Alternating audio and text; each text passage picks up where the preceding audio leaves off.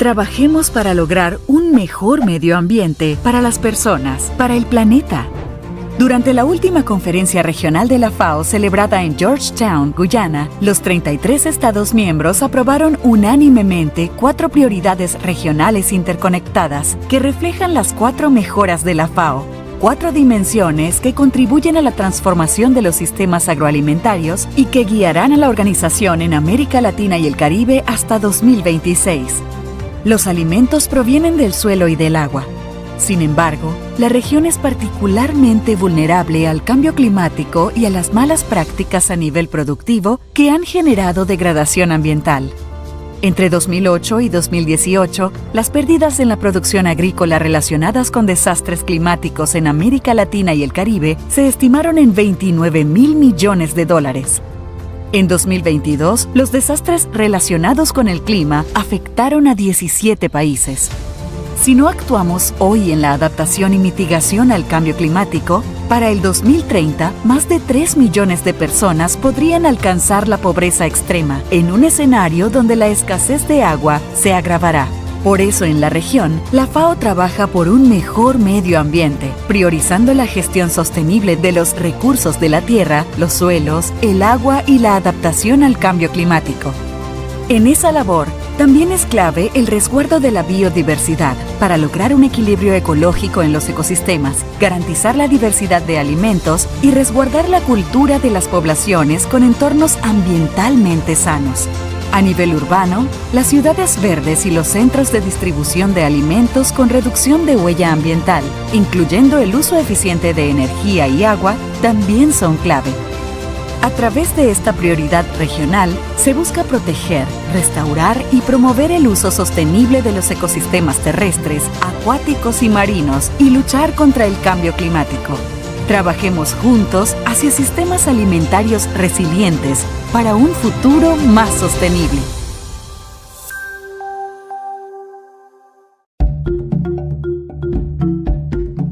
Me sacó de agua, como decimos los agricultores, porque nos dieron una semilla que sí les digo, si no hubiera sido la semilla que me dio el ingeniero, el agrónomo Soto, para mí 60, pues hubiéramos perdido, porque yo sembré más de manzana, un cuarto, y solo pude sacar 16 poquitos, y fue una barbaridad que le invertí. Al final, con la semilla que él me dio, fue admirable y toda la gente se admiró. Y he tenido la bondad de regalar, porque debemos de compartir lo poco que se tiene, pues compartirlo con los demás, porque no esperar, porque este año que pasó fue una experiencia para los agricultores. Ya era tiempo de sembrar y no teníamos la semilla. Ahora con una nueva semilla quizás nos va a beneficiar mejor, porque sembramos a la hora que nosotros queremos. Así es que para mí ha sido una experiencia más, y para todos los que hemos podido repartir las semillas también va a ser otra experiencia más.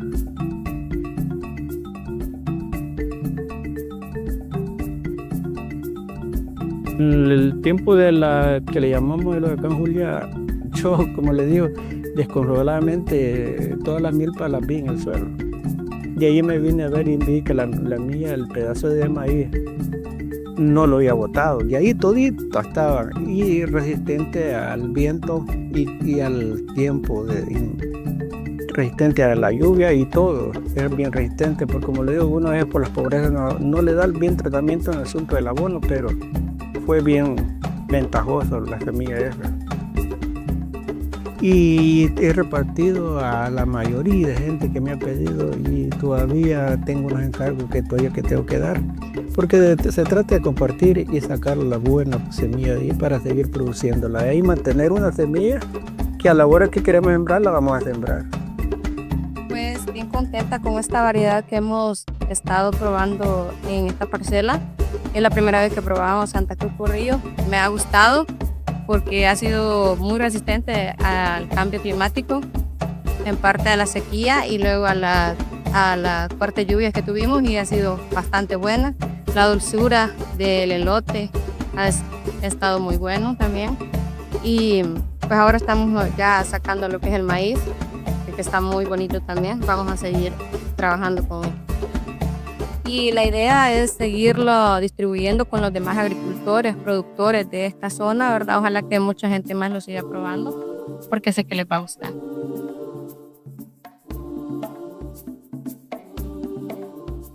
Pues el apoyo del centro ha sido mucho beneficioso para la comunidad, porque antes, como también pagaba, que desconocíamos de los técnicos. Ahora como que más acercamiento hay a las comunidades. Eso ayuda, como les digo, a enseñarle más al agricultor, a las técnicas.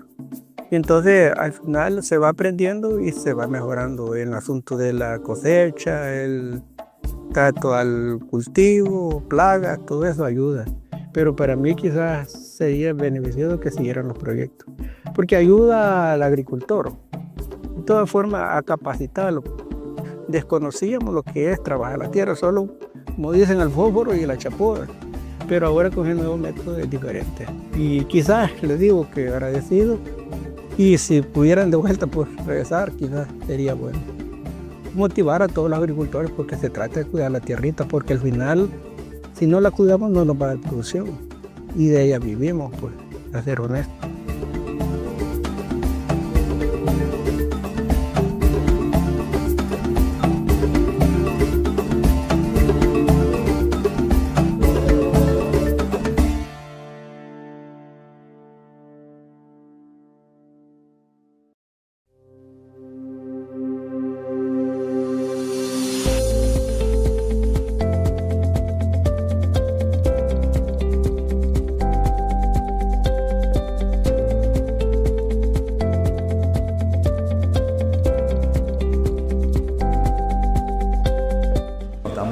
Acá para hablar de la prevención. Siempre que hablemos de políticas públicas que generen prevenir un determinado problema es la mejor estrategia. Hacer esta clase de trabajo demuestra también el interés que tenemos nosotros los técnicos paraguayos, una institución como el SENADE, que justamente una de sus misiones es evitar que entre algunas plagas, oportunidades que nosotros no tenemos, y si llega a buscar la forma de que no genere una afectación al desarrollo del rubro o a la parte económica.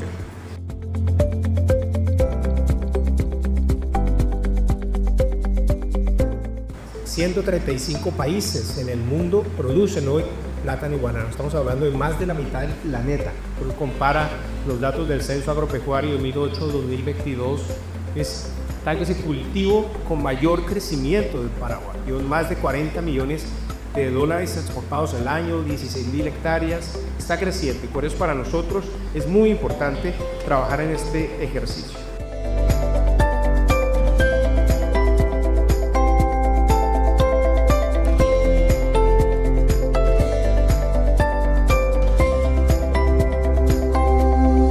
Nos encontramos en Tembiaporá, en Paraguay, celebrando el simulacro regional para los países de la COSABE como parte de la estrategia que se viene desarrollando en América Latina para prepararse, así como la contención de la marsites por fusarium en la raza 4 tropical. Estamos aquí con la CENAVE, productores y además organismos internacionales.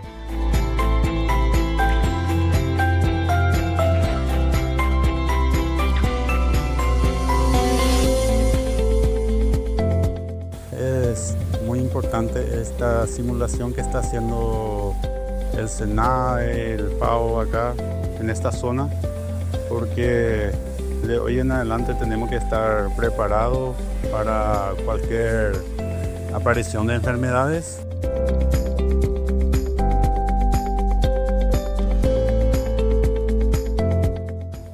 En este ejercicio, los expertos están haciendo énfasis en sintomatología típica, procesos de vigilancia, utilizando las herramientas que proporciona la inteligencia artificial, y también están haciendo mucho énfasis en lo que se debe hacer para erradicar un foco utilizando las medidas de bioseguridad que son esenciales.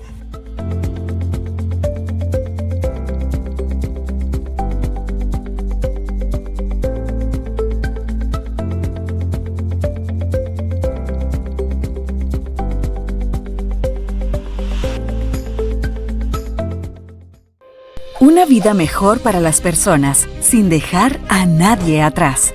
Durante la última conferencia regional de la FAO, celebrada en Georgetown, Guyana, los 33 Estados miembros aprobaron unánimemente 4 prioridades regionales interconectadas que reflejan las 4 mejoras de la FAO. 4 dimensiones que contribuyen a la transformación de los sistemas agroalimentarios y que guiarán a la organización en América Latina y el Caribe hasta 2026. América Latina y el Caribe es la región más desigual, con niveles persistentes de pobreza rural que afectan desproporcionadamente a las mujeres y a los pueblos indígenas. La exposición a múltiples riesgos que aumentan rápidamente está haciendo que los sistemas agroalimentarios sean vulnerables a diferentes crisis y choques, afectando los medios de vida rurales, especialmente para la agricultura familiar. En América Latina y el Caribe, el 25% de la población se identifica como indígena o afrodescendiente, mientras que las mujeres constituyen el 36% de los trabajadores del sistema agroalimentario en el mundo. Por eso en la región, la FAO trabaja por una mejor vida, priorizando una transformación rural inclusiva a través de acciones dirigidas a acelerar la inversión y la cooperación internacional. Erradicar la pobreza rural y reducir las desigualdades es fundamental para impulsar un desarrollo económico que ofrezca oportunidades para todos. Trabajemos juntos para reducir las desigualdades para un futuro más sostenible y resiliente.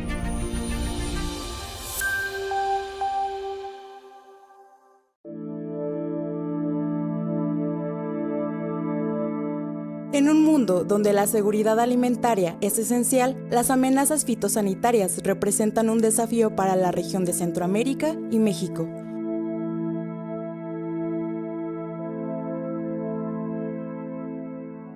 Por eso, desde la Organización de las Naciones Unidas para la Alimentación y la Agricultura, FAO, en conjunto con el Organismo Internacional Regional de Sanidad Agropecuaria, o IRSA, y expertos mundiales, se realizan simulacros regionales sobre respuesta a la langosta voladora. Estamos en la parte de Quinchín, una de las zonas donde realmente pasan las mangas de langosta, las que se dirigen hacia Campeche. Lo que hacemos acá es pasar a dar información a los municipios para que con ayuda de ellos y con ayuda de nosotros podamos localizar fácilmente lo que son las mangas de langostas.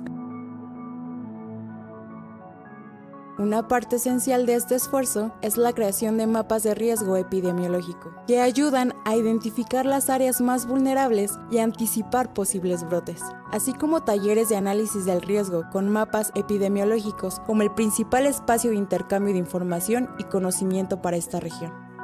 Este simulacro nos permite evaluar y mejorar nuestros protocolos de actuación, asegurando que cada país esté mejor preparado para una emergencia fitosanitaria. Mi nombre es Verónica Chávez, trabajo para el Servicio de Protección Agropecuaria en Guatemala por parte de OIRSA y en conjunto con el Ministerio de Agricultura, Ganadería y Alimentación. Actualmente estamos haciendo un simulacro frente a situaciones de emergencia y estamos identificando qué hacer frente a presencia de plaga de langosta centroamericana. Para mí, esta invitación ha sido muy importante y significativa, ya que como una persona joven y también como mujer, me ayuda a romper ciertas brechas que en mi país pues actualmente lamentablemente existen, y con todo el conocimiento que yo puedo adquirir en este tipo de actividades también puedo enfrentar ciertas carencias que podemos tener desde el punto de vista del conocimiento y poder crear nuevos proyectos en conjunto con compañeros que ya tengan mucha más experiencia para poder incluir a más gente joven, a más mujeres en este tipo de situaciones.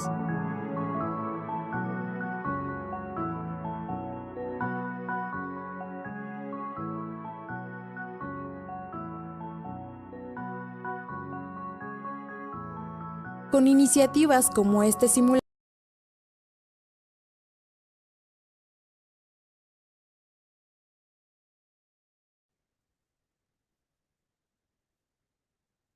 Muy buenos días a todos y a todas. Les doy la más cordial bienvenida en nombre de la FAO y la Secretaría del Programa de Good morning, everyone.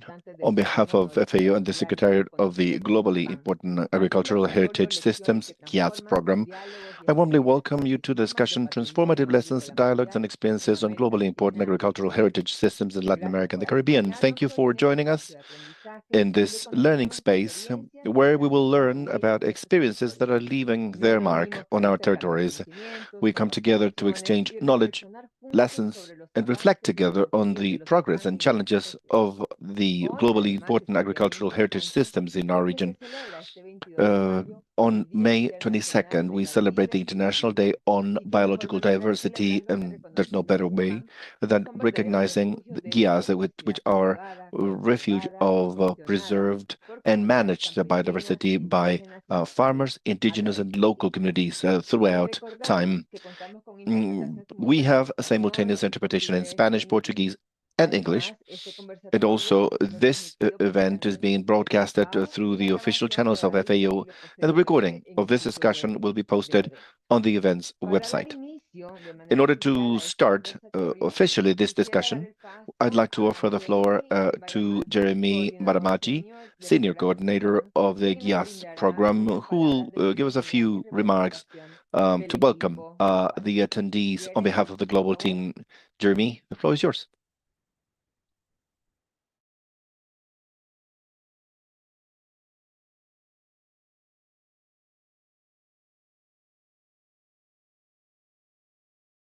¿Está conectado Jeremy?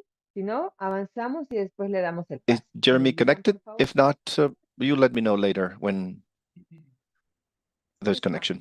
Yeah. Jeremy, Yes, he is. Jeremy, the floor is yours your welcome word. for your welcoming remarks. Thanks a lot, Anna. Thank you, colleagues. Distinguished guests, dear colleagues, good morning and good afternoon, depending on where you are. It is a very great pleasure for me as the new coordinator of the globally important agricultural heritage system to take the floor today.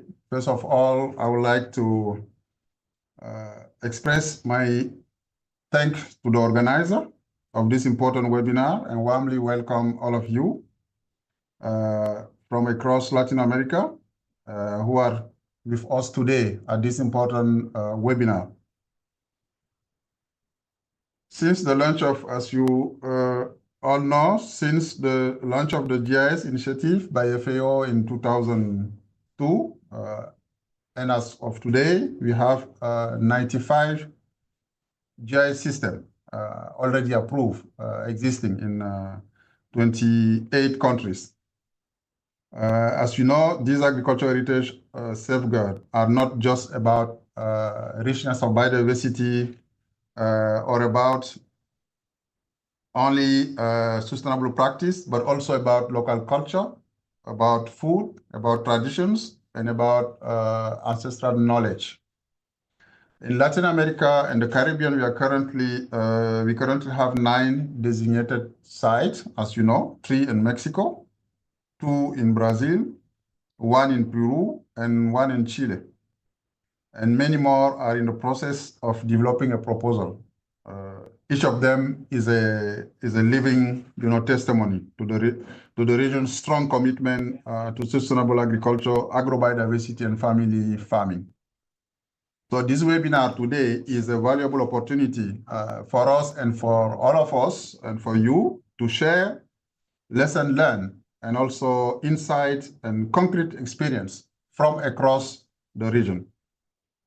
It will focus on full GIAHS cycle, from the identification, designation to the institutionalization, management, and also access to market. So it will cover all the opportunities and all the issues related to GIAHS. And we know that this system, the GIAHS, require both technical and policy level support to thrive, remain resilient in the face of increasing pressure that are coming from different sources. Our hope today is that by the end of the webinar, the participants get a better understanding of the tools, the approaches, and enabling policy that can support GIAHS implementation and sustainability, and tailor really to the national, territory and context. And as you know, dialogue between institutions and local actors is crucial, is very essential. And I truly believe that sharing experience across countries is one of the most effective ways to advance this agenda and also to inspire action on the ground. Finally, as the newly appointed GIAHS coordinator, I would like to reaffirm FAO's full commitment to support countries in the region, but those with existing GIAHS sites and also those looking forward to submit, new GIAHS proposal and then to join the initiative. GIAHS offer a powerful platform to connect biodiversity, climate change, resilience, food security, rural development, and a more integrated manner. And I wish you a very constructive and fruitful discussion today. Thank you for your attention. Muchas gracias, Jeremy, por recordarnos justamente la relevancia Thank del you, trabajo. Jeremy, for reminding us the importance of collective work for the preservation of our heritage systems. And this way we are starting now. Celia Puso, a senior specialist and part of the Secretariat of the Globally Important Agricultural Heritage Systems, who will contextualize and briefly explain the steps, times, and costs associated to the GIAHS nomination process. Clelia, please. Go ahead. Thank you, Ana. Good morning, good afternoon, everyone, depending on where you are in the world. As Ana said, I'm a part of the GIAHS Secretariat. I will explain the concept and then explain the implementation of what a CPAM is and the whole scope of the implementation of the GIAHS, the selection process, and several examples about conservation, how the action plans are implemented, and others that I will explain later on. For those of you who may not be familiar with the definition of CPAM, the GIAHS are outstanding land use systems and landscapes rich in biodiversity of global importance, developed from the co-adaptation of a community with its environment according to its needs and aspirations to achieve sustainable development. All these words mean in real life, in practice, that GIAHS should be systems where agriculture or fisheries, or more broadly, as understood by FAO agriculture, that includes fisheries, agroforestry systems, land systems, husbandry, or livestock raising, needs to be alive because it needs to be in use. That is the first element that can be gleaned from this definition. Then biodiversity. The issue of biodiversity is important because GIAHS systems, the GIAHS program intends to highlight the fact that there are examples of farming that do not threaten the environment, but they basically support the conservation and the sustainable use of biodiversity, as well as biodiversity that is associated to it. And that is what makes this, that's what this means, this part of the definition. Then the fact that it's developed from the co-adaptation of a community with it to its environment. Well, this clearly puts the community at the center of this recognition. The community and the work that such a community has conducted in order to achieve or to provide for their needs, to achieve sustainable development, and that also through that work and that co-adaptation and co-evolution with the surrounding environment, they've created what we call GIAHS, which are these wonderful landscapes. But it's not only about beauty, but they also have all this evolution, this integration of farming practices with their environment. So what does this mean? It means that this is a comprehensive approach. A GIAHS system is not a label, or it's not a protected area. The GIAHS is a holistic way of looking at a holistic system as an agro-ecosystem where you consider physical aspects such as the land, soil, water, natural resources, and the elements. And at the same time, it considers everything related the knowledge, what I mentioned before, the associated biodiversity, the environment, and the habitats that are created. That unique snapshot with all those elements that only exist at a specific site and in a specific way because they have co-evolved with the community that inhabits that area. And also, as I said, it considers intangibles in agriculture, which is culture, social organizations, that feeling of identity that a community has with its environment, which makes an agricultural system unique. How do we define a GIAHS to define a system like a GIAHS? The first, there are 5 characteristics, there are 5 criteria that FAO has established to determine whether a agricultural system may or may not be considered as a GIAHS. And before those 5 criteria or items, you have the concept of world or global relevance, because we are talking about systems that are important for the global heritage, although they may be local, and although they may be systems that have been created in a specific habitat, they cannot be copied and pasted elsewhere, but there are lessons learned and there are contributions from those landscapes that are of global relevance, genetic resources, for example, from a specific site.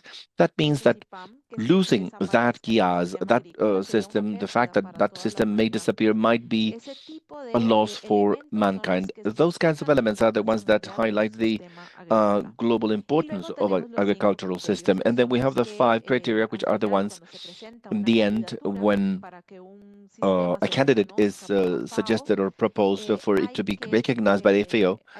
Well, one needs to demonstrate or to explain how that agricultural system, heritage systems, contributes to food safety and livelihood security. And once again, going back to what I said before, it has to be a live system. It's not a model of how farming took place 1,000 years ago. These are systems that are alive, that are contributing today to those communities. And so they also contribute to livelihoods and to food security, which is at the base of all. Then agro-biodiversity, as I said, it's not only about what it's grown or the animals that inhabit or that are present in the area or that are part of the system, but also associated biodiversity. What are the ecosystemic services that are being created by that system? Traditional knowledge. Those are all the practices. Many times those are practices that are communicated among generations, which make the system unique. The activities unique as well in order to produce food. And the 4th criterion is cultural values and social organizations. How farmers are organized, how the community is organized, how is it that that feeling of community is built, which becomes integrated to the environment, and also finally the landscapes features, either marine or land landscape, which doesn't mean to show pictures of how beautiful the landscape is, but to demonstrate how that co-evolution has created certain features that make that landscape unique. And there's another very important part that you have to submit to FAO when you want an agricultural system to be recognized is the Dynamic Conservation Plan. This plan is the key component of the GIAHS system. Now, what does it mean? Does it mean that it means that these systems are not going to be preserved or conserved as if they were museums? They're not going to be frozen in time. So what it recognizes is that if these systems have come to our desk, it means that they have been able to withstand all the changes that they have faced over time, and that's because they are dynamic and they have come up with solutions over the way. So and tackle the challenges. So the dynamic conservation plan comes up with proposes actions to ensure that these systems will continue to exist going forward. Now, the GIAHS are part of they are part of the agroecosystem. They have common characteristics, but again, you need to meet 5 criteria because they are globally important. And what are the elements that make a system such as this so localized? First of all, these systems are adapted to environmental geographic systems that are conditions are very specific. For example, as communities have adapted, the species also harvested and grown have also adapted to the environment and to the geographical context. So, for example, you want a specific seed to grow the same place in several different places, or the same way in several different places around the world. That is not necessarily going to happen. We have GISs that are in certain very arid, dry areas, but they still work because those seed species, those animals have adapted to their context. There has been this slow co-evolution, and knowledge, cumulative knowledge and experience are also adapted to that specific context. And on the basis of, and as a result of agricultural strategies and techniques to adapt constantly, we have seen that certain social, cultural, and ecological functions have evolved as well. And all of this contributes to the authenticity of the GIAHS, excuse me. So feel free to go to our website. You can see the link here, and you can access a page per each GIAHS. Here's the situation in Latin America. There's a great deal of interest in the LAC region, growing interest as well. We have 9 GIAHS that have been recognized, and some are candidates for recognition. Chile and Cuba have 2 which have officially been submitted as candidates to FAO. That means they are already under the official recognition process. And there are others, such as Colombia, Costa Rica. They are currently working on their candidacy and working on defining the various processes in order to apply. Let me now talk about the application process. First of all, it's very important to bear in mind the objectives of GIAHS. Again, dynamic conservation. It's to secure 2 objectives which seem to be contradictory: to conserve and develop sustainably. And when I say sustainable development, it's of the entire rural area. That's the second objective. So, and then we have including women and young people by way of job creation, for example. Now, sometimes the territories will submit action plans, and we will see that one of the main threats is that there is no longer interest among the younger generations to work the fields, to stay in the rural environment, because there aren't many opportunities for them. And then improving quality of life. As far as institutional arrangements are concerned, this is crucial. I'm sure the representatives of the GIAHS who will speak later will refer to that. This needs to be a participatory process. It needs to be bottom up. You need to carry out awareness campaigns. You need to socialize the concept, and this is always participatory. It's important for every community group be invited to participate. This would not be sustainable if this were a top-down approach. Now, again, this also includes institutions that there are certain institutions that must be involved in the entire process at all the levels, because in the end, the decision makers need to also have full awareness.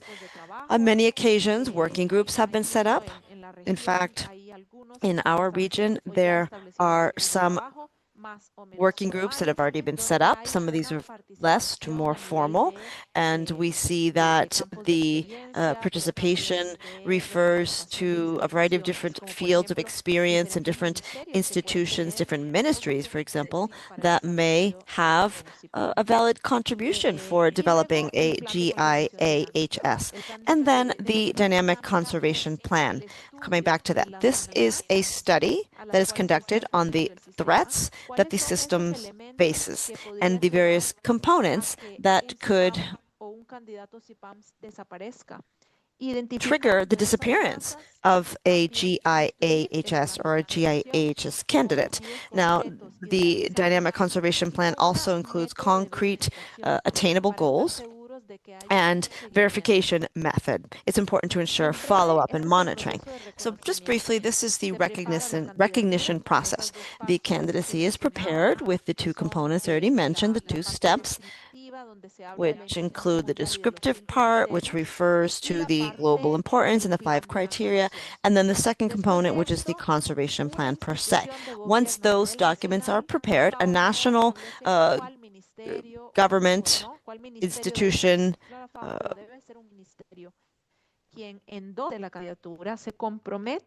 should commit to submitting the GIAHS candidacy and protect it in the future. And all this is conveyed to FAO. Once this is conveyed to FAO, it is submitted to our secretariat, and Jeremy Mbajamadi is the coordinator. And then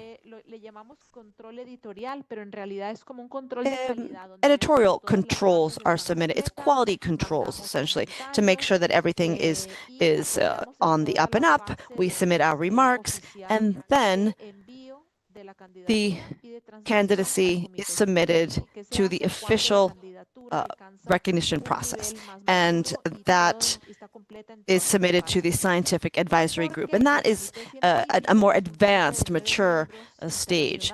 And the SAG conducts assessments against 5 criteria and draws up an action plan. It's more of a scientific assessment, assessing as I mentioned, the criteria and the action plan, and the SAG also plans a field visit.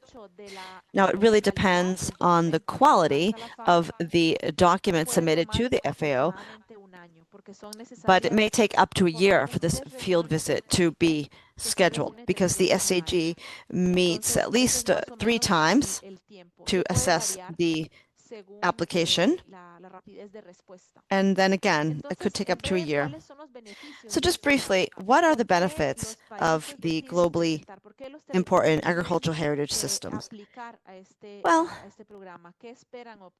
those individuals applying to the program, I'm sure, are expecting certain results, and these are the benefits. Now, there are certain priorities that will vary according to your territory, different priorities that the candidates would like to support, and that's why they apply to the system. One would be to provide support to small-scale family farmers. They often are marginalized. This is common around the entire world. In the European Union, some of the countries have actually approached us because, as part of the common agricultural plan, the small-scale farmers are not always defined nor visible, nor can they receive incentives. So this is one of the incentives to apply to the system. And then the other benefit is that the GIAHS also supports other agro-ecosystems and ecological systems, such as agroforestry systems, traditional fisheries, livestock, and this includes a variety of different actors. For example, there are other benefits such as climate change adaptation, sustainable use of resources, value chains, product labeling. FAO does not have a seal per se, But we know that different seals are being developed. This also may provide support to indigenous peoples, communities, etc. Here we have some examples. I'm not going to delve deeper into this because we do actually have representatives of the GIAHSs in the region. For example, in Ecuador, some brands are being promoted online. There's a store. And then sustainable tourism is also a key issue.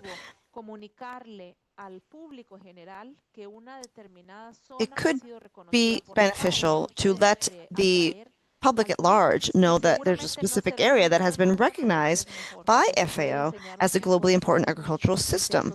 And so this may lead to sustainable tourism that has been developed to support the community and not take them away from their activities. This is an example of an Italian system where they actually have a bike path for tourists, and the tourists can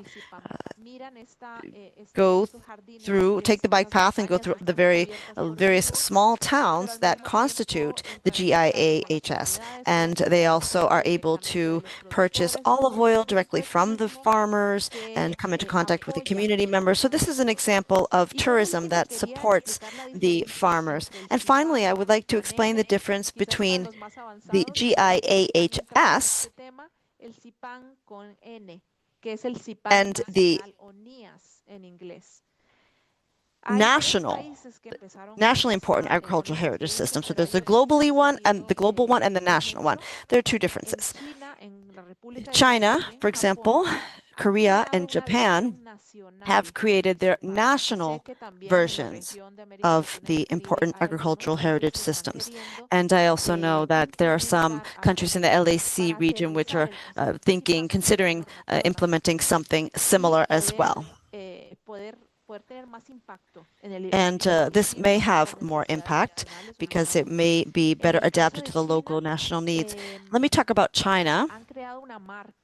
They have actually developed a brand and a logo that can be used for commercial purposes, but for communication purposes as well. And this allows to identify the Chinese nationally important agricultural heritage systems.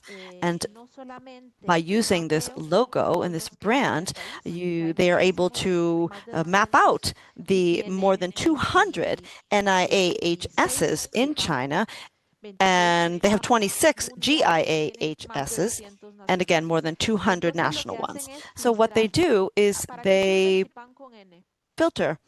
So the national system is useful because it can protect national traditional systems that do not meet the criteria for the globally important ones, or maybe there's no interest in being recognized by FAO, but there is interest in protecting these communities and protecting these systems. And they also use the national system to filter out those that have already been submitted as candidates to the FAO global system. As far as Korea is concerned, they have significantly underscored the opportunity to have closer follow-up and monitoring of these systems when they're under the national system. When they are under the global system, it's more challenging to have indicators because the indicators are global in nature. And then Japan has a very interesting system. I know the font is very small, but I will be submitting this link to you for the presentation. Japan has national criteria to identify what they call the JNIAHS.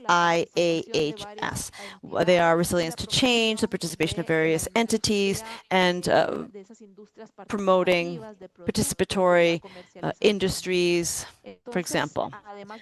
So, in addition to the 5 GIAHS criteria, they have added their own criteria as a way to select a national system. You're all kindly invited to look at the 20-year celebration publication with success stories. If you want some more information. And also visit our webpage for you to have more information. And also at the Secretariat, we're always available in case there's any question. Thank you very much for your attention, and I'll be here ready to answer. Thank you, Clelia, for such detailed information about what a GIAHS or NIAHS systems are in order to make the recognition of those systems a reality. So we are now going into our roundtable discussion, and I'd like to tell you that we have different panelists that are at different stages of this cycle. The idea is for these panelists to answer questions that will be based on the different topics.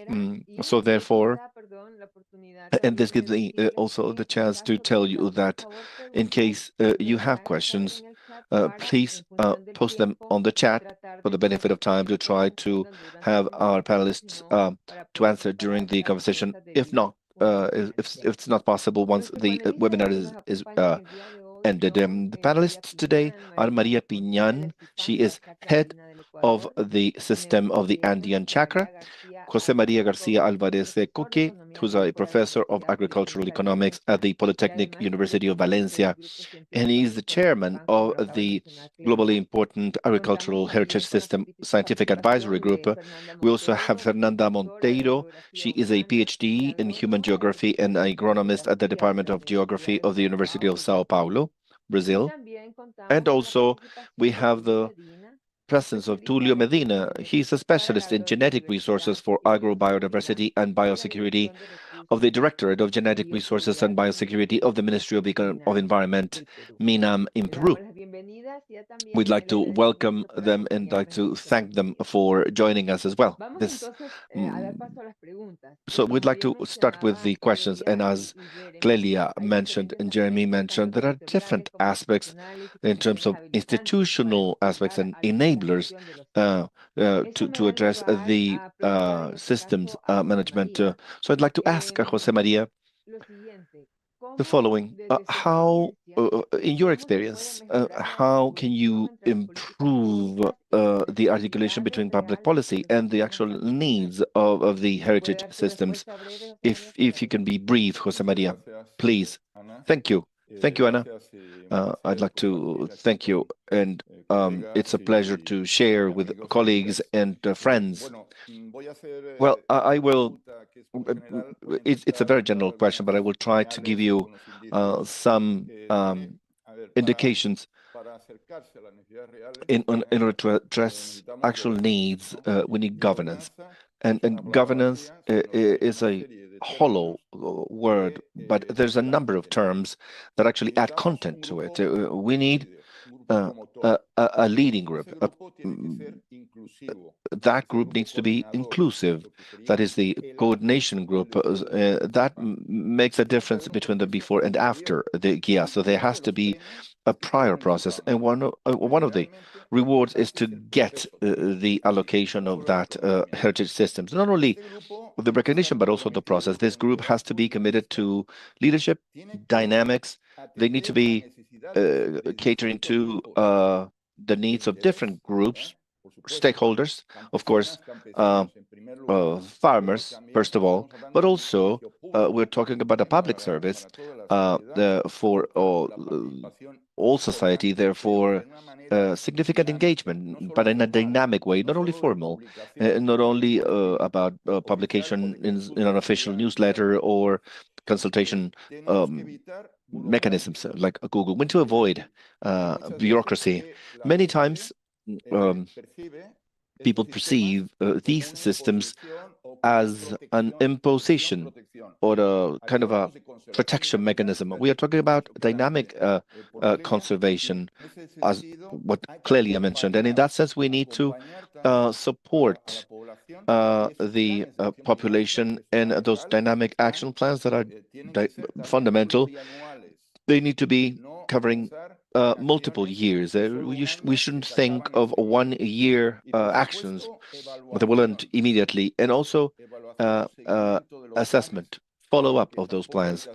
And you don't need large surveys. You need to and consult, you need to organize workshops and meetings, you need to visit the different sites. And in that sense, of course, this is easier said than done, of course, but I will stop here now.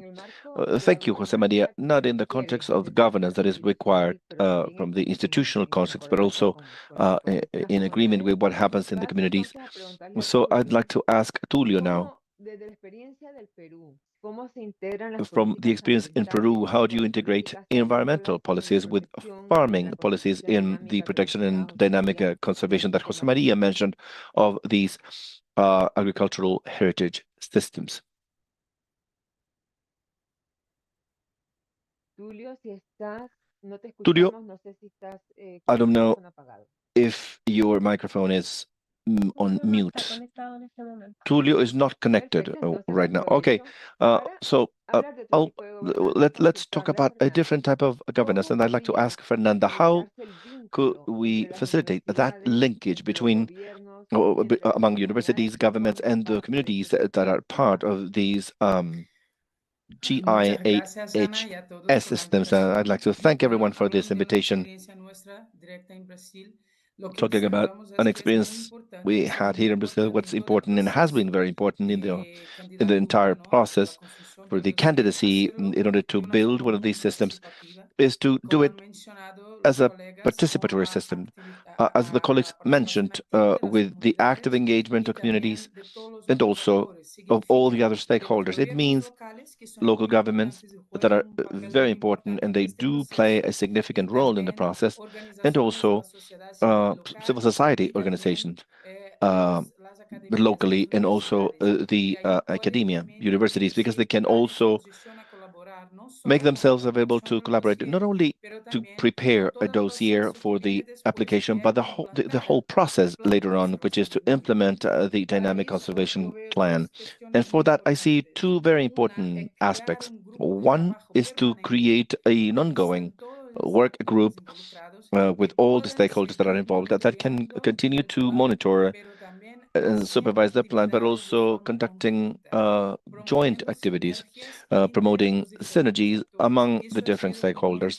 That has been extremely important to achieve progress with the demand for dynamic conservation, but also so that there's agreement and they put their energy in joint efforts.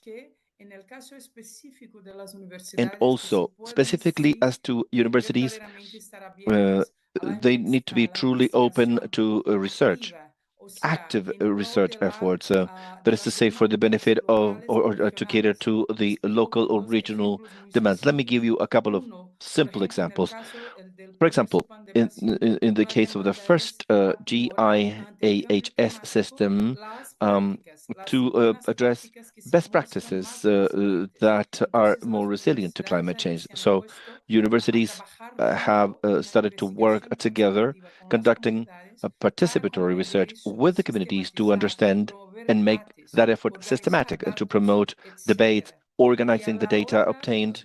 And the other example, and a very concrete example, is that academics should open up to strengthening the understanding of the systemic and complex approach, which are these heritage systems, together with those who provide technical assistance in the area. So through workshops and supporting them to understand that, to think also how to conduct adequate technical assistance and how, together with the federal and local governments, how to adapt and adjust the public policies in a more adequate, that are more adequate to that reality with all the challenges. Thank you, Ana. Thank you, Fernanda. And on that note, I'd like to also read the question and the answer to something that you mentioned in the chat. Something that you mentioned, who can propose a system like this? Does it have to be a university or an authority?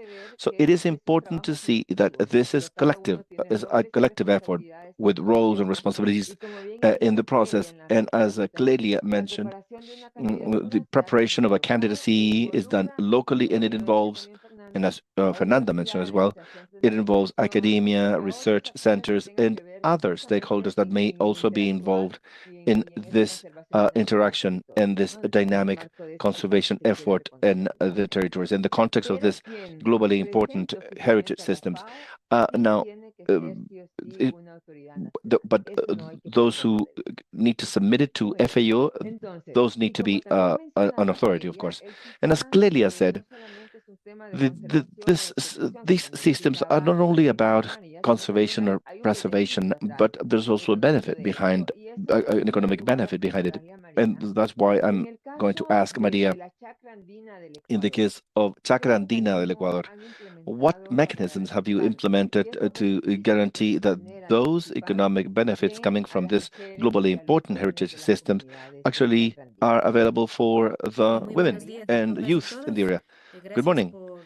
Thank you for this invitation. Precisely, now, as to the whole issue of a recognition of youth and women is mostly in the Cotacachi communities, for example, we have developed community organizations. In the case of the Chacra Andina and our globally heritage system, we have a community organization that has been going on for 47 years, UNOCAC, the Unión de Organizaciones Campesinas e Indígenas de Cotacachi, and together with the women's organization, which is the UNOCAR Women's Committee, have been driving significant actions in the territory, such as the community fair, Pachamama Nos Alimenta, where close to 354 sisters, chacramamas, who are the ones who produce in these chakras, have this space for marketing their products. These initiatives must be supported by institutions, in this case, the municipality. So this is the focus on these initiatives that are driven by women. Another initiative that we also have as a women's organization is the Chicha Saramama processing plant. It's a beverage based on maize. So the producers in the community provide this company with the raw materials, which is the maize, which is the basic input to prepare this chicha, this drink. So these initiatives as well do require these marketing channels in order to incentivize women's engagement. Also, for the organization, it has been a challenge to connect the engagement of the youth. We're aging in these communities. It is important to start initiatives where we also engage the youth of our communities. And it is through the projects that we are executing as a women's organization.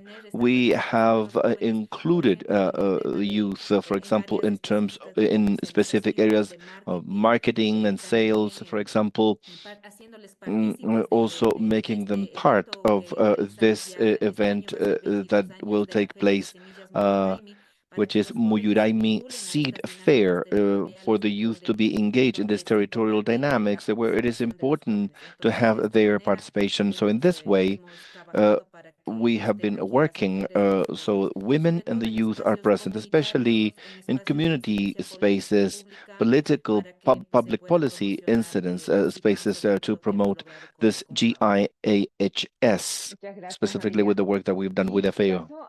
Thank you, Maria. Now let us hear a bit about Jose Maria's experience. He was referring to the benefits, and Maria from the Indian Chakra also talked about that. What about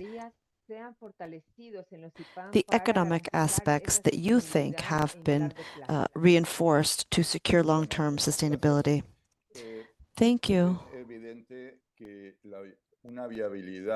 It's evident that it's necessary to have a viable system. Therefore, the instruments need to make it viable for the individual's livelihoods to be supported. So the economic aspects need to be clear. They also must not be separated from the non-commercial aspects per se, such as biodiversity, culture, and other aspects.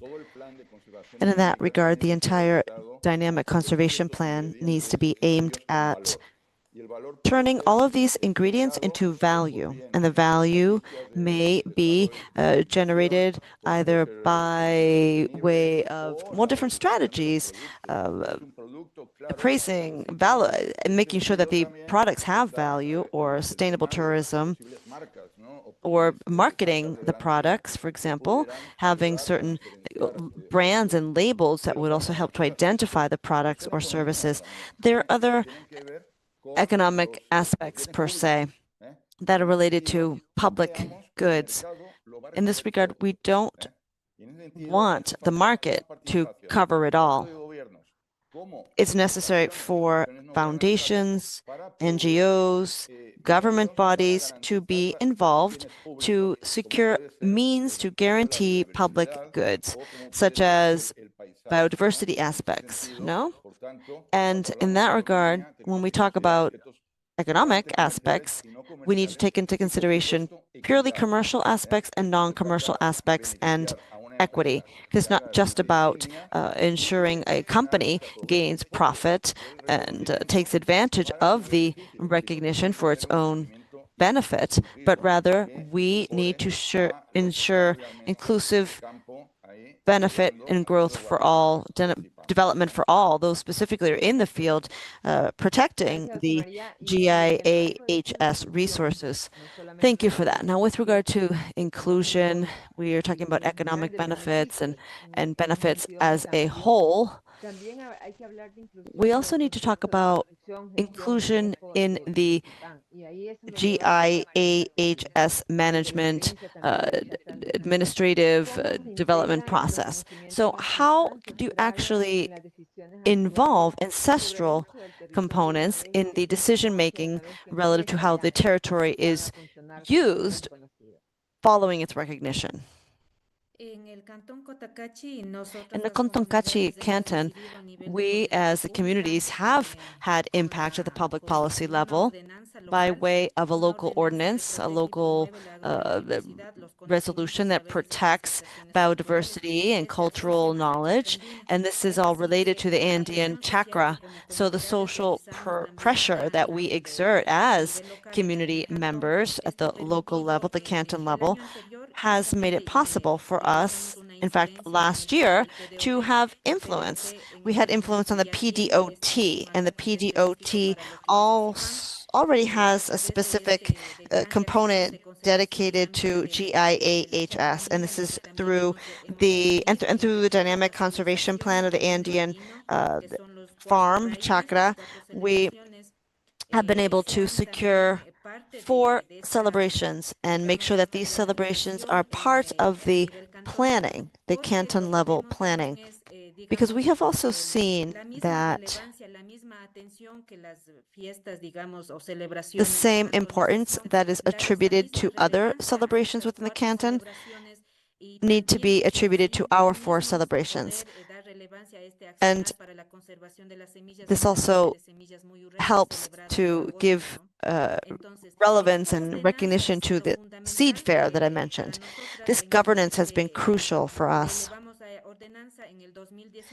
In 2019, this administrative tool was issued, and we are actually working on updating it following the recognition that we received in 2022. We want to update the local ordinance.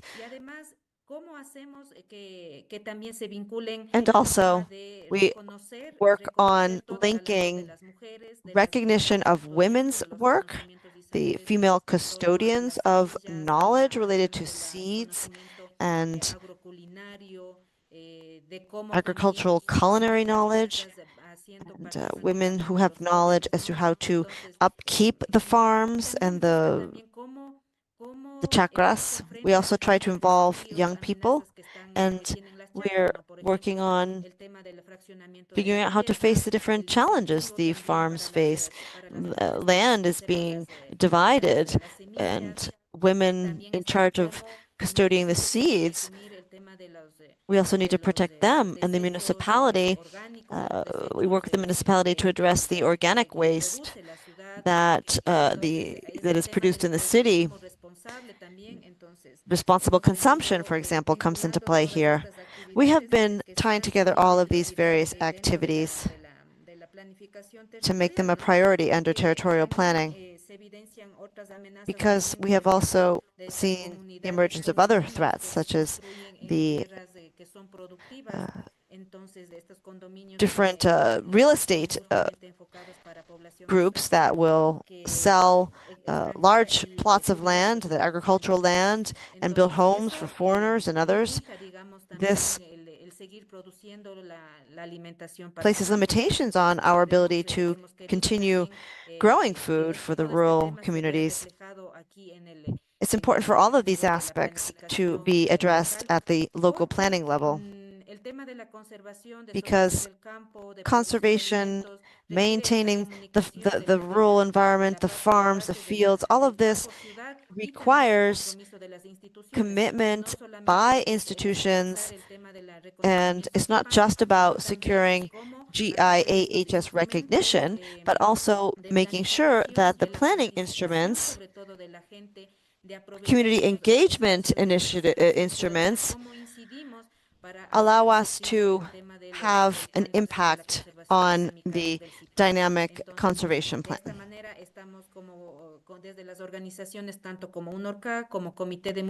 Many different organizations and the Women's Committee are exerting pressure and engaging where we are able to with the local government to have an impact at the budget level, and in order to make sure that all of these Andean traditions and celebrations are recognized, that women's participation is recognized, and that the community actions are recognized. That we think that's the way forward.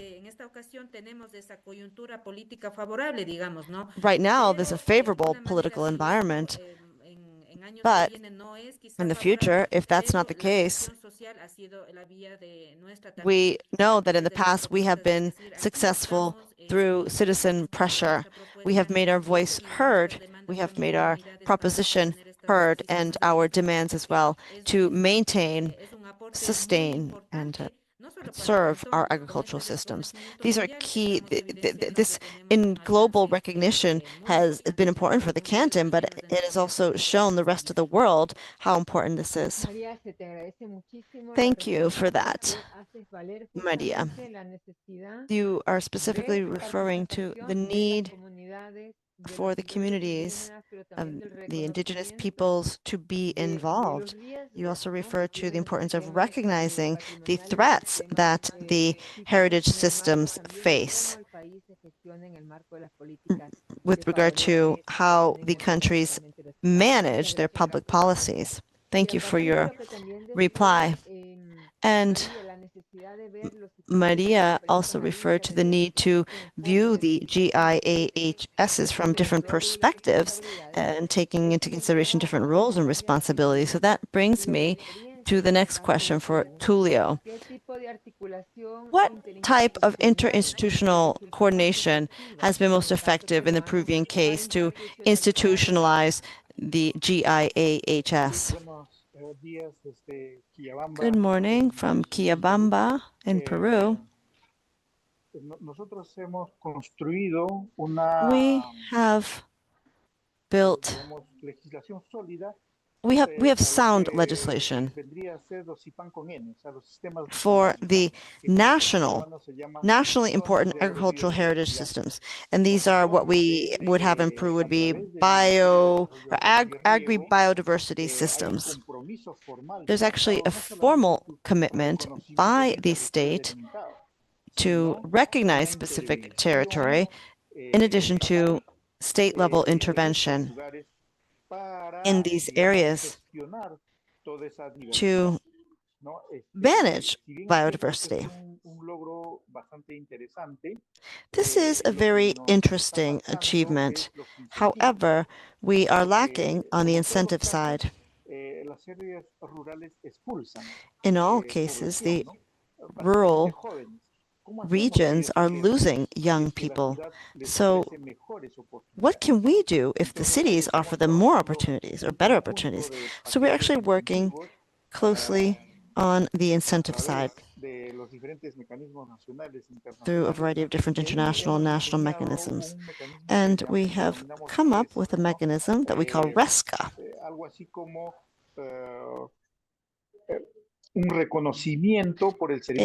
You could say it's recognition for the service of individuals in terms of supporting agricultural heritage systems.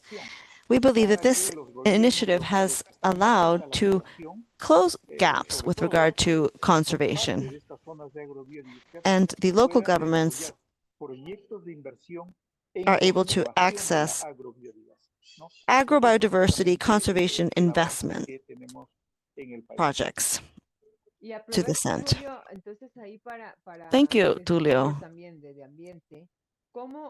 I know you work in the environment side, so how are environmental and agricultural policies integrated in the protection of these systems and provide them with the necessary sustainability? We work very closely with the agricultural sector. In fact, the agricultural sector strategic plan contains a robust environmental component, intrinsic. We are working on a proposal that is related to the Phytogenetic International Treaty.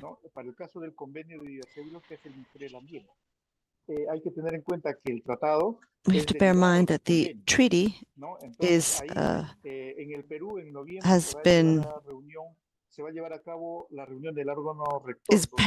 part of the convention, and more than 160 countries and organizations will be taking part in a conference soon, and we will have a side event for GIAHS.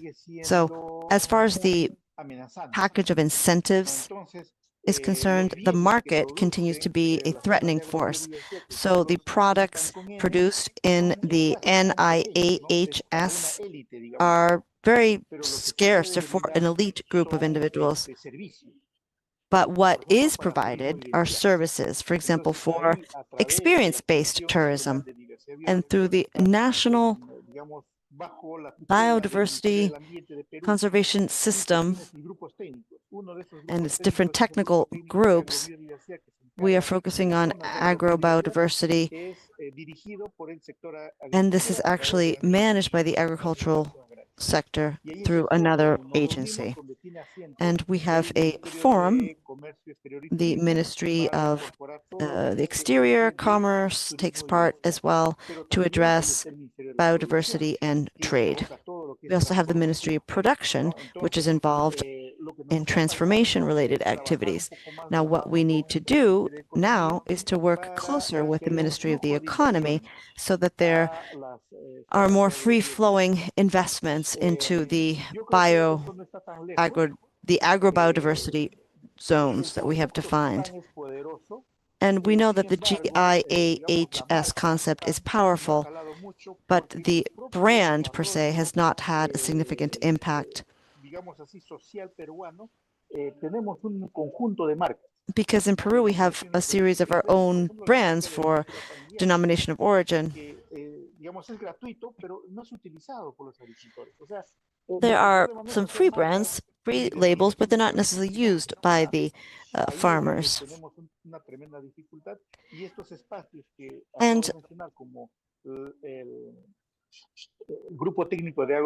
the Agricultural Biodiversity Technical Group is working on this in order to launch all of these instruments that provide an advantage to farmers, who in the end are the custodians of this biodiversity. Thank you, Tulio. This gives me the chance of asking about the same to Maria, because the Chacrandina has had a lot of engagement in commerce or trade. They've also developed the brand. How have you done this work? This part associated to how you have positioned the labels or brands associated to the nationally important systems. And also, there's another one in the chat, and I'd like to know how have you been able to reach the recognition? How have you obtained financial support for women who actually run some of these nationally important agricultural heritage systems? What the colleague just mentioned is interesting in terms of creating incentives to engage young people. One might have to have these communication channels open among the different systems in order to collect experiences and see how they can be implemented and how the other heritage systems are doing. Yes, and this recognition has been a challenge in terms of how to position our heritage system, but we have found and we have encountered difficulties. If it wasn't for FAO, FAO is funding a project that is being executed by us as a women's committee. This project, with the support from FFF from FAO, has strengthened different areas. First, diversifying the farms here at the Cotacachi. We have connected the diversification of the farms through in-kind credit mechanism. Also, what we're also doing is we are getting ready to organize the Muyuraimi Seed Fair that will take place in August here at Cotacachi. This is going to be an event in which more than 500 exhibitors come here to exchange their seed. The issue of culinary heritage, the bio-entrepreneurship segment or section as well. But we, of course, do need to highlight this in terms of the institutional arrangement that supports all this. We have tried to reach an impact locally, nationally with the ministries. Our proposal is also focused on how we support the farms, how we have active engagement of the territories. For Ecuador, we see that from the Ministry of Tourism, the Ministry of Tourism is very much focused on the spondylus, which is this tourism path nationwide. But it would be even better to consider our proposal to also to disseminate information about the route of the Chacra Andina, to promote it nationally. We, as community organizations in our territories, are knocking on doors and trying to find some response at the provincial level and national level, and we do need this response from the state as well. And also from FAO, since we are getting their support as well, we promote these actions that are part of the dynamic conservation of our Andean farms. We haven't only been focused on public policy. We've also considered the update of this local regulation that already foresees to include this recognition of this nationally important agricultural heritage systems and to include that recognition so that it is already a requirement for local governments to have a budget item allocated to it to support initiatives such as the Seed Fair, the Pachamama Los Alimenta Community Fair, the bio-entrepreneurships, the added value in engaged in agrotourism that involves youth, women. The idea is to also engage young people. Muchas gracias, María. Y hay una pregunta que quisiera que la respondieran quien tiene alguna experiencia, incluyendo María. Now, a question for whomever would like to answer, which has to do with the relationship between these nationally important systems and tourism. Are there concrete alliances with tourist operations or people who are working on tourism aspects in the context of the nationally important agricultural heritage system that you have been managing? Is there any experience to talk about. In the case of Cotacachi, since, since the year 2000, we have a tour operator called Runatupadi. That is a tour operator that promotes coexistence tourism for a few years already. This has been going on. Before this, we obtained this recognition for our heritage system. We were already promoting the visits that involved staying with the family, either local or international tourists would be engaged with the community, practicing the Minga, different agricultural practices on our farms. Experience-based tourism can create a unique experience for our visitors in order to build awareness about our lives, the diversification of income for the families, because besides food production, agrotourism is an additional source of revenue, depending on the seasons, of course. That is what happens locally. In the case of Cotacachi, Parque Nacional Cotacachi Cayapas is the second largest and most visited in the country. It's not only about visiting the beautiful lagoon and the landscape, but this is the proposal to strengthen agrotourism through this tour operator, and also with this recognition, with working on the Chacra Andina Sipan label or trademark. There's a project to strengthen these spaces both nationally and internationally, and to structure a better product about the farm route, even promoted by the Ministry of Tourism, and that would be ideal for us. This is what we're trying to achieve. Thank you, Maria. Tulio, what about Peru? Are you working at that level as well?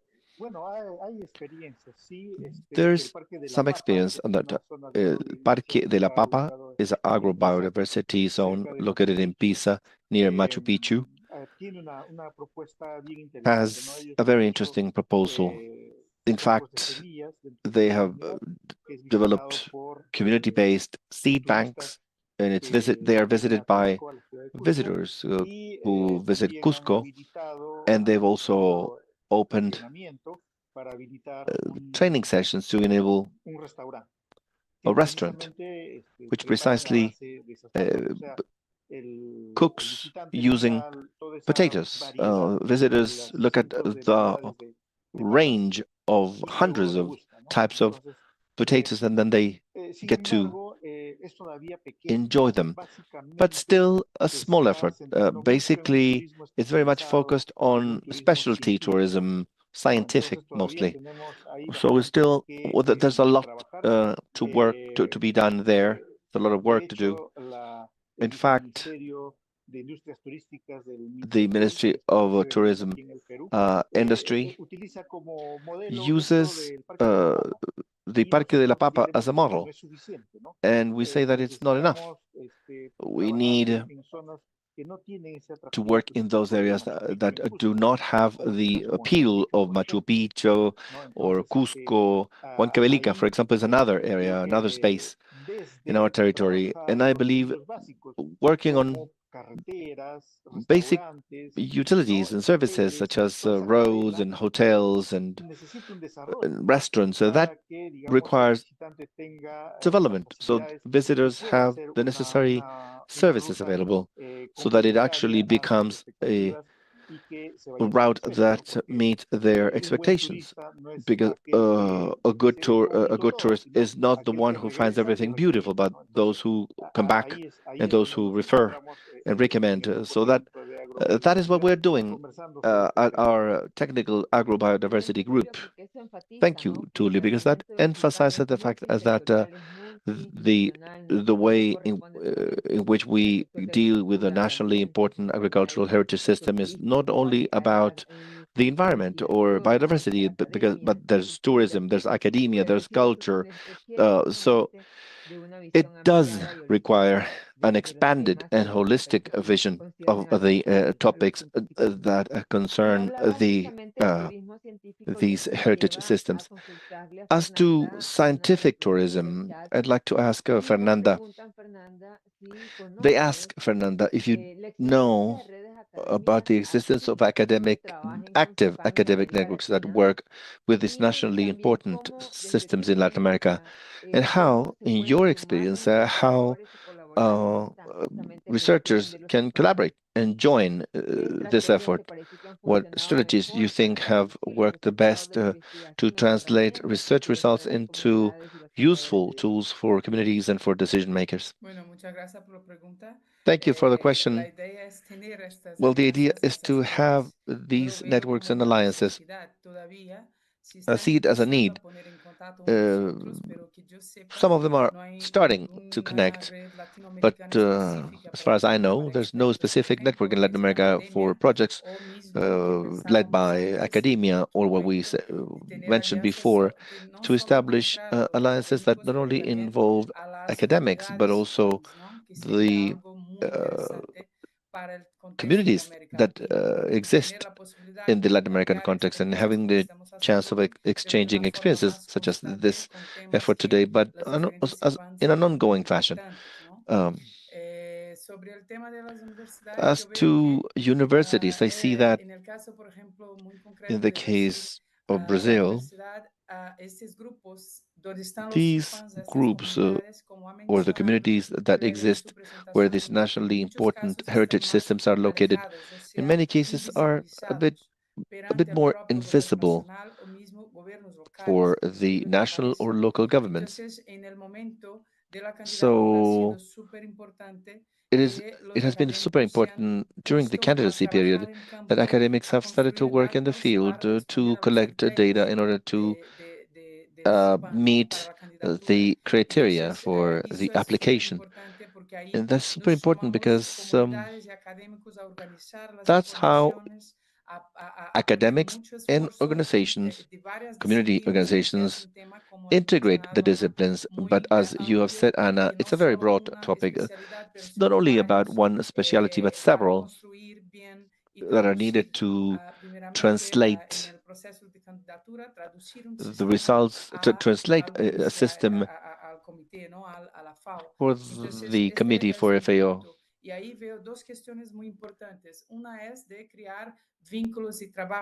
One thing is establishing links with local groups that can continue to operate later on, not only academics at different levels or from different disciplines, but also academics who are locally representative, who can also continue to support the construction of the dynamic conservation projects. And even later on, if they are successful in this candidacy, they can continue to provide support to communities and stakeholders in the territories. And that reinforces the importance of having a methodology that can be communicated well, so information is not only useful to FAO, but also may remain in the hands of the people who are conducting these dynamic conservation plans or future generations. So it is very important to translate, so to speak, the technical and scientific content for the communities, from the communities to us, and from us to the communities. So good communication and awareness, and also being open in how we apply the methodologies in the field, not only with ethical aspects, sometimes there are Afro-descendant groups and indigenous groups, but we need to be extremely careful, and also a gender-based generational approach as well, so that they are also focused on the process of building the candidacy and also the definition of what the demands will be to this dynamic conservation plan, because they do play a key role in the conservation process of the systems. So I see that there's some opening there to work in a participatory manner and to listen to the demands and the way how they operate to keep the system going. Thank you, Anna. Thank you, Fernanda. That brings me to yet another question. Apart from those participating in this conversation, we know that you, apart from participating, you're involved in the different stages. Some are in the knowledge management stage or what have you. And we know that Brazil has made process with the GIAHS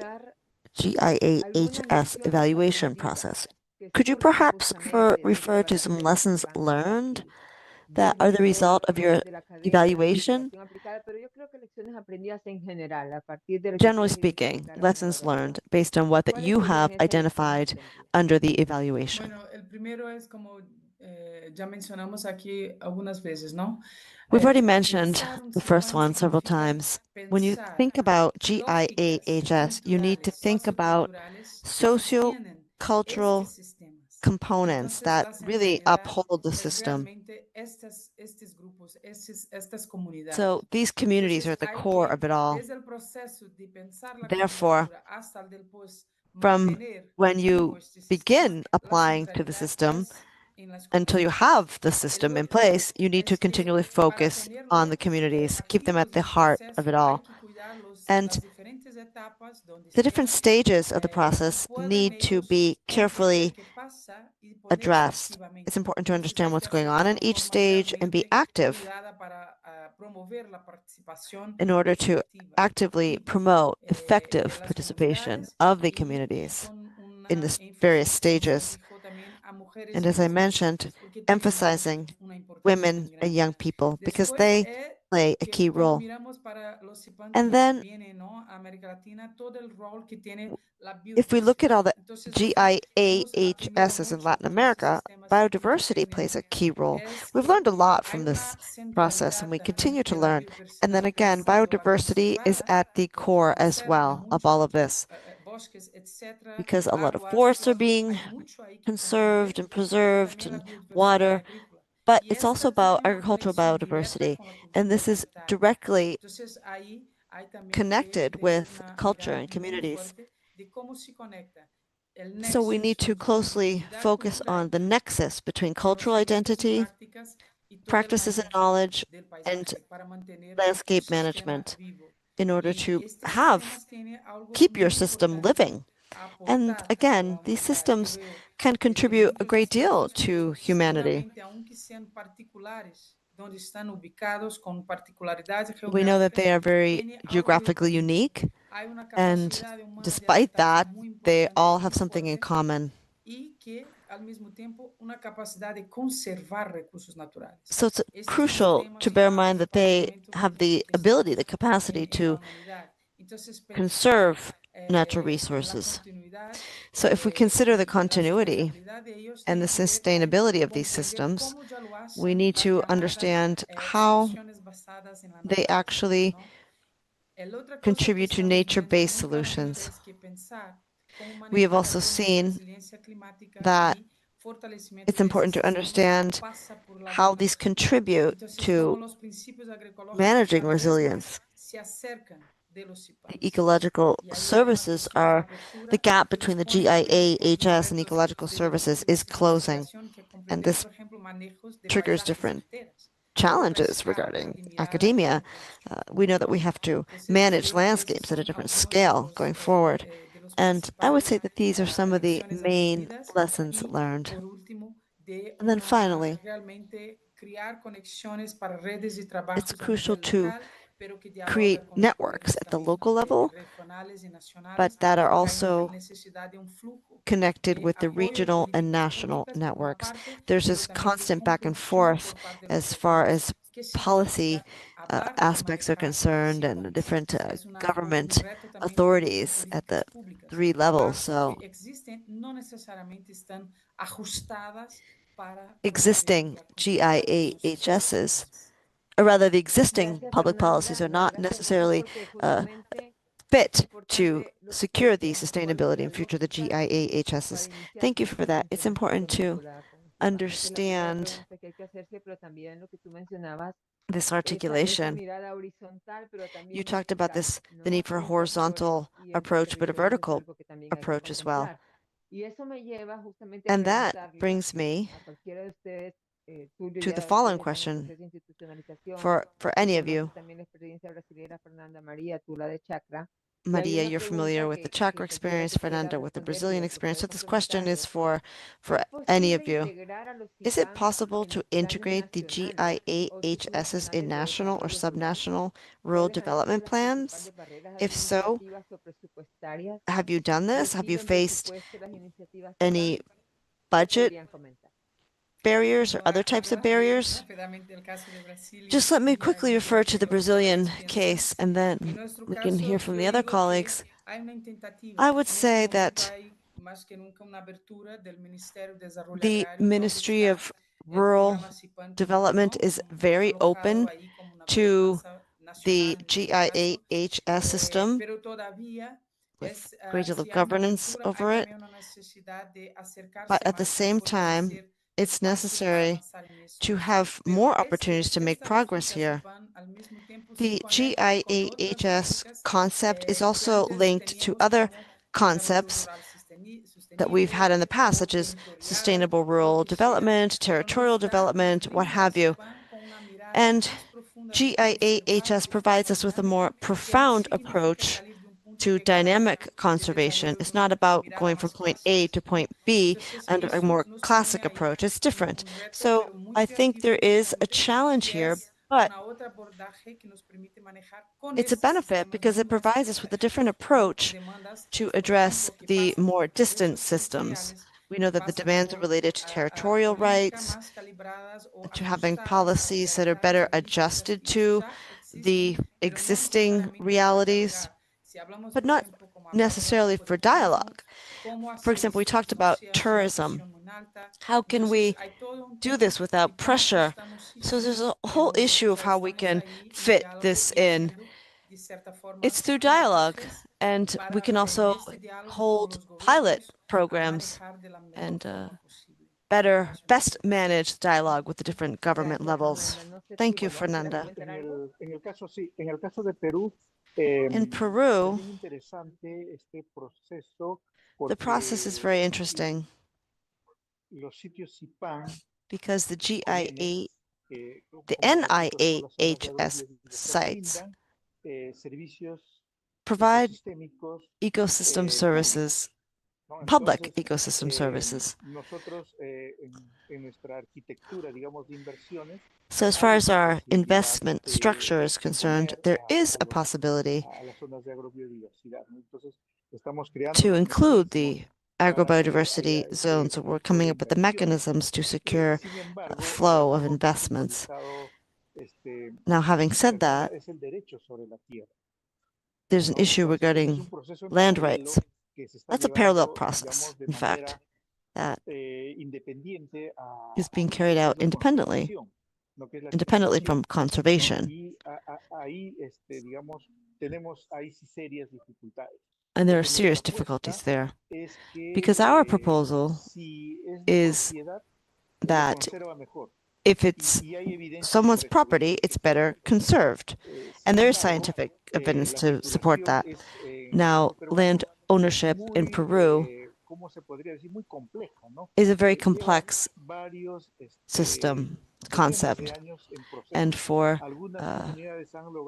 several decades, the communities have been trying to secure land ownership. Many of them have not been able to secure it.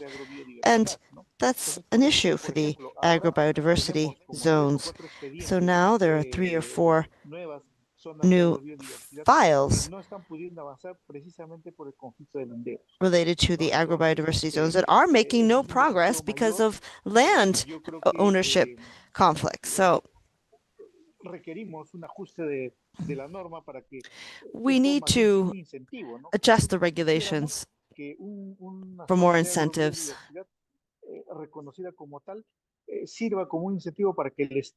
so that an agrobiodiversity zone, as recognized as such, would be incentive for the state to move forward with the ownership issues. So we're engaged in that process, and to hope that in the future, 2 to 3 years' time, this will continue moving forward. Civil society is greatly involved as well in terms of the ancestral seeds. This is another topic. Our formal seed system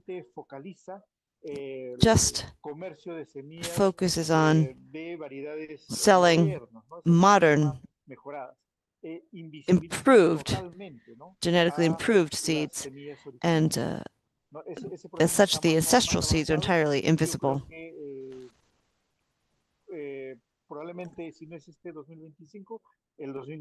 It's likely in 2025 or 2026, we will have a new seed law that will recognize the traditional seed system. And similar to what Maria mentioned, these seed bears, these opportunities to exchange seeds are key. Young people are doing that in Peru today. In 2003, in fact, there was a local experience launched 2023 rather, and in Ecuador they're doing the same thing. Actually, we have youth exchanges. Thank you. Maybe we could have youth exchanges with Ecuador. Thank you. That's actually the purpose of this type of event, for you to get to know each other, to exchange ideas, to interact, to network, and to take advantage of these lessons learned and good practices that those who are more advanced in the process are citing. Maria, did you want to say something? Yes, I did. I just wanted to pick up on what Fernanda said. I think that the GIAHS issue should take into consideration, or rather the states need to know more about what this is. It's a global recognition. In Cotacachi, it's not just about having canton level recognition, but it's global recognition. And when the state level institutions fully understand what GIAHS is, I think things will flow better. For example, what we are proposing for the Andean farm, we are promoting having a route, a path, a tourism route, and that the Mururaimi Seed Fair be promoted as part of this, because the community organizations cannot do all that. They cannot cover every base. They have to worry about selling their products, for example. They have to have necessary capacity to provide added value to the native products from our farms, and women are busy trying to figure out how to foster identity and cooking related aspects at these fairs. So if we were to have more support by the state, it would be helpful. And if the state level institutions were to take on their responsibility, it would allow for greater progress, because again, this is a global recognition. Our strength lies in our community organization. So GIAHS is specifically something that we secured after many years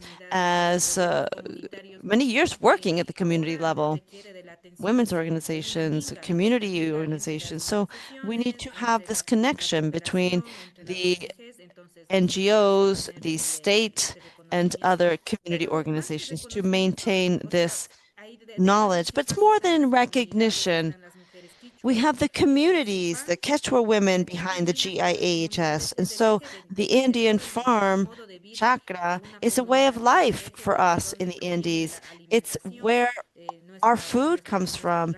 It's where our celebrations come from. This is how we preserve agrobiodiversity. This is where our traditional knowledge comes from the various key personalities in our communities. It's landscape. It's everything. So someone said, if our Andean chakras were to disappear, an entire lifestyle, a cosmovision would disappear. So when Fernanda said, she talked about nature-based solutions, these are held by the men and women working the fields. That's where the answer lies. So this Minga concept of all of the organizations working together is key. Thank you. Thank you, Maria, for delving deeper. Clelia, would like to ask one last question since you are working at the Secretariat. There's a question pending for last, which is whether you know about networks among regions that are exchanging more formally queries, observations, and support among the different heritage systems. I was expecting the question because it's a good one. And also, Tulio and Maria expressed the desire to exchange and the importance of these networks. We believe it's one of the strengths of the heritage systems to build these networks. And every time there's a chance, well, it's super useful because, as Fernanda said, sites may be distant, but there are things in common and many things to exchange.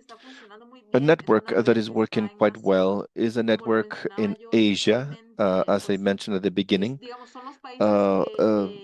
These are countries that approached the concept of the heritage systems earlier, and this has covered more regions. However, in that region, maybe because of the way they see the agriculture holistically, it's not because there are more sites there, but because they started earlier and they have made more progress in issues such as research, integration of public policy making, of the heritage system approach. And this has built significant knowledge, and they felt the need to create their own network.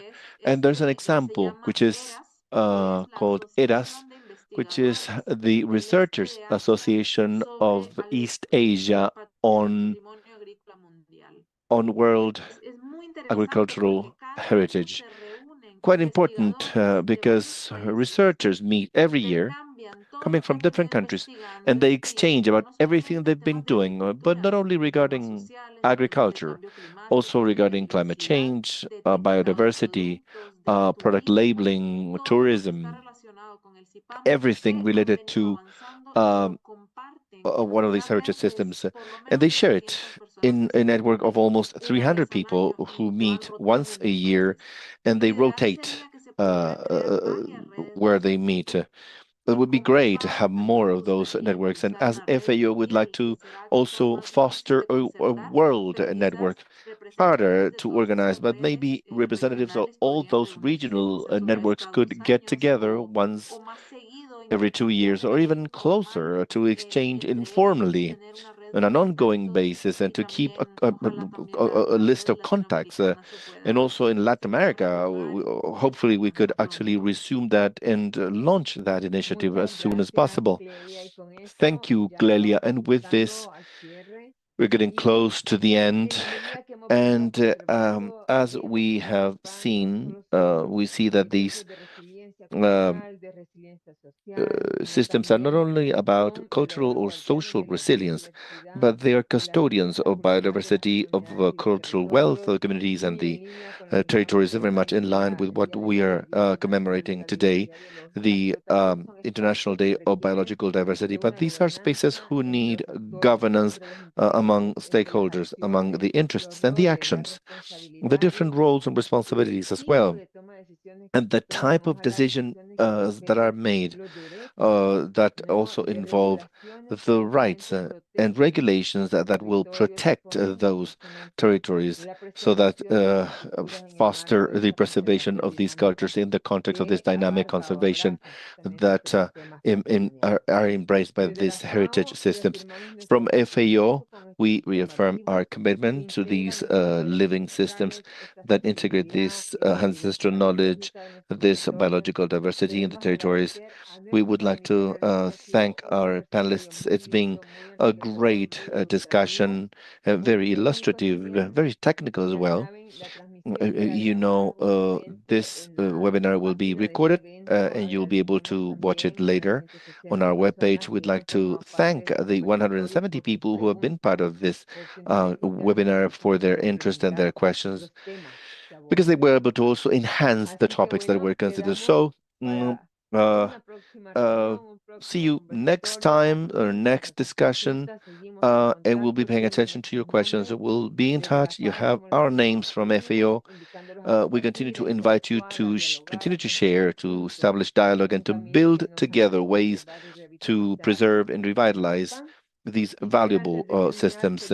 Before we close, I'd like to congratulate Brazil for the recent recognition of their of the yerba mate plant heritage system, and also see you soon. Thank you all.